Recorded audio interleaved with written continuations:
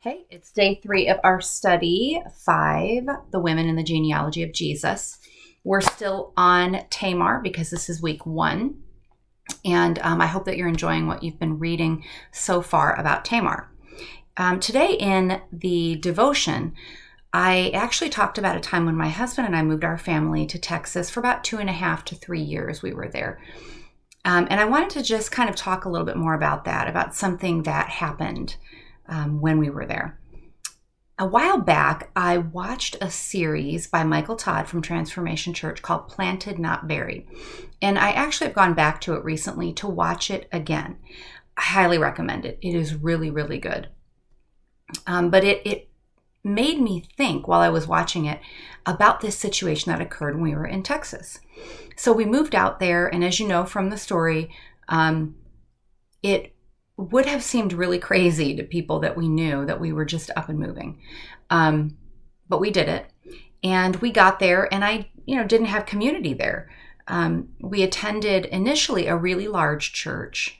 And then because of a part-time job I took, we went to a small church and then ended up back at the large church.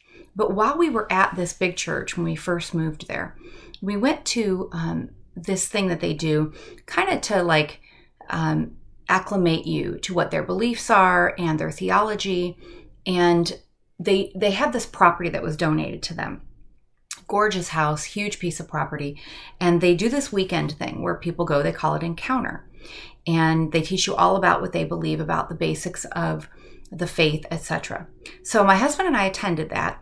It was great. We loved it.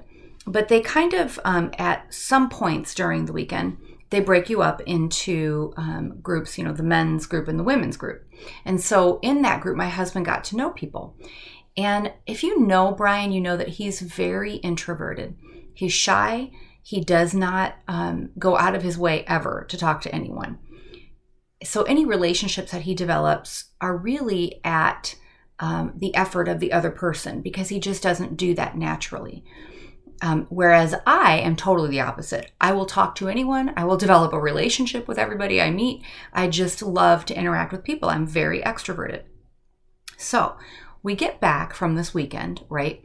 And it was a Wednesday night. We were going to church. We had church there on Sundays and Wednesdays. So we show up and we're walking into the auditorium. It was a pretty big church. They had a lot of people that attended there, like thousands.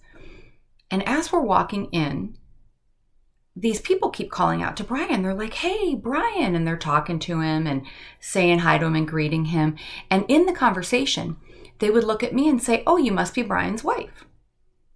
And it was the most foreign situation to me ever.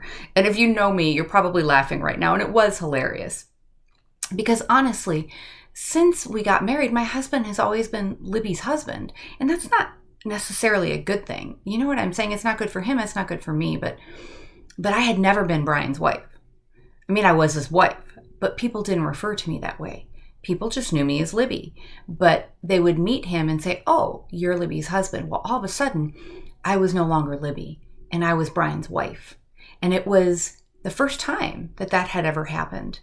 And it was very strange to me. I got to fix this hair. I can't leave it. Okay.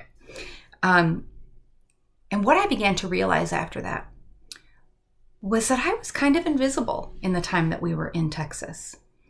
I became unknown. Really, as I listened to this teaching by Michael Todd, I realized that I had been planted. I thought that I was buried and that my time in ministry and that time where I interacted with a lot of people, I thought that was done. But what was really happening was God had to take me out of my normal routine and kind of tuck me away. I had some things going on in my life and on the inside of me that needed to be dealt with, things that had been in me really my whole life.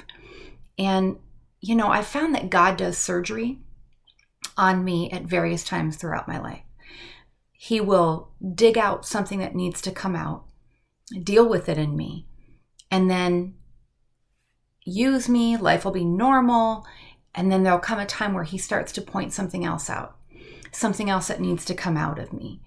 And I know that he does this in order to get me to where I need to be so that he can use me for the ultimate purpose that he has for my life.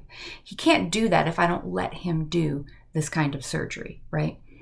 So he had to do some really major surgery at this time in my life. And so he tucked me away for this 2.5 to 3 years that we were in Texas. And no matter how hard I tried, I couldn't seem to get involved in ministry.